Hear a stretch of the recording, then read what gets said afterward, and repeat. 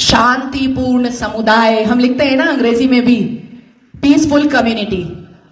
मीना कुमारी जी का एक गाना था, तेरी महफिल में दिल लगाकर हम भी देखेंगे।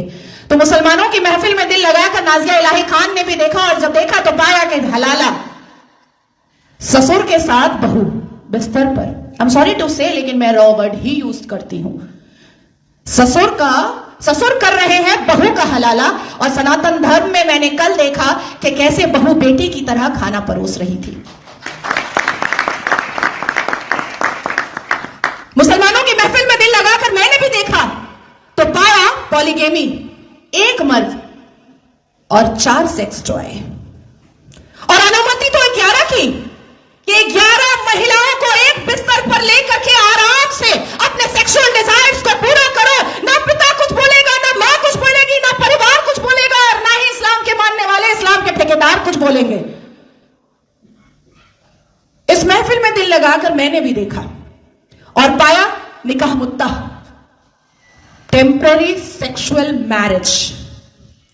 कुछ समय के लिए एक शादी में गई, एक आयोजन में गई कोई लड़की मुसलमान बेटी, और वहां पर किसी शादीशुदा अधेड़ मर्द को एक चहचहाती हुई, एक उछलती कूदती हुई मुसलमान बेटी पसंद आ गई, और कह दिया अब्बा जान को कि ये लो 5 लाख रुपए और 1 हफ्ते के लिए अपनी बेटी दे देना। कॉन्ट्रैक्ट होता है, कॉन्ट्रैक्ट। हमने रज़ाकार के आखिरी मुखबिर असदुद्दीन अवैसी को सुना होगा कि निकाह इज अ कॉन्ट्रैक्ट मैरिज। हमारा विवाह नहीं होता, हम साथ वचन नहीं लेते, ना आगे पति फेरे लेता है, ना पीछे पत्नी फेरे लेती है। हमारा तो कॉन्ट्रैक्ट होता है, हम तो एक डील में आते हैं। यह है। तो इस महफिल में जब दिल लगाया और भीतर से, तो पाया कि निकाह मस्यार भी होता है। निकाह मस्यार कैसा होता है कि 1 लाख रुपए पर 1 महीना लड़की रहेगी, और सुबह किस वक्त कौन सा सूरज निकलेगा और शौहर छोड़ करके भाग जाएगा, पलटकर पूछना नहीं है, क्योंकि मस्यार निकाह में है कि तुम कहां भागे हो ये जानना नहीं है। तो मैं पूछना चाहती हूं कि अगर इस्लाम अपने रसूल का पैगाम है, अगर मुसलमान शांतिपूर्ण समुदाय है, तो चप्पल और पत्थर से मस्जिद अल्लाह का घर कैसे बचाते हो भैया, कैसे?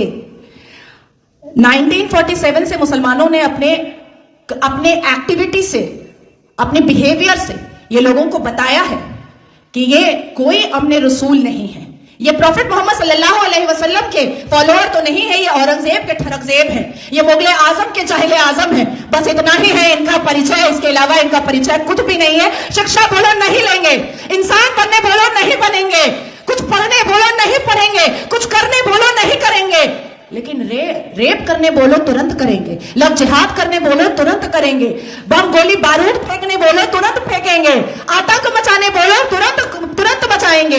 आखिर क्या है इस समुदाय में, जो एक समुदाय पूरे दुनिया के सारे धर्म वालों को परेशान करके रखा है?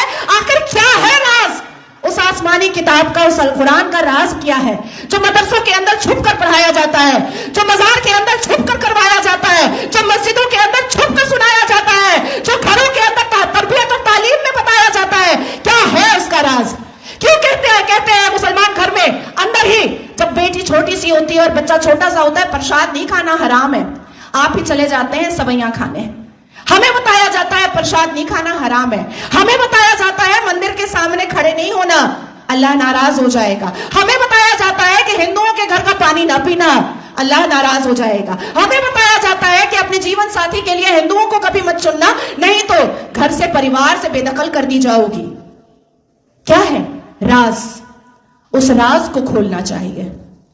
मैं जानती हूं कि सनातन धर्म के लोग जिस हिसाब से अपने रामायण, महाभारत, श्रीमद् भगवद गीता को पढ़ते हैं, उनके अंदर शांति होती है, उनके अंदर इंसानियत होती है, उनके अंदर माफी की तलबगारी होती है, मैं जानती हूं। लेकिन जिस गली जाना नहीं है उसका पता अब पूछना पड़ेगा।